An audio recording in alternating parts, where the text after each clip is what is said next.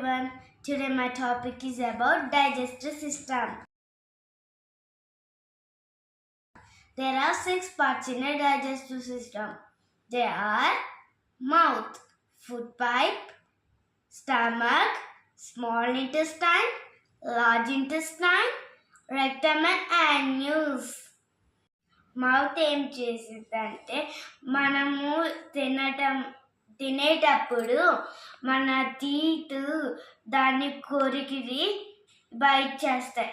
అది saliva లిక్విడ్లో mix అయ్యి అది సాఫ్ట్గా ఉండటానికి హెల్ప్ చేసిద్ది. ఫుడ్ పైప్ ఏం చేసిద్దంటే మనం నవిలి మింగిన ఫుడ్ని మౌత్ నుంచి స్టమక్కి క్యారీ చేసిద్ది.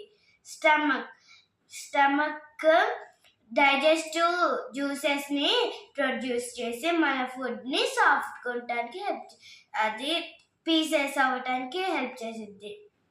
స్మాల్ ఇంటెస్టైన్ మన ఫుడ్ స్మాల్ ఇంటెస్టైన్లోకి చేరి అది డైజెస్ట్ అయ్యిద్ది.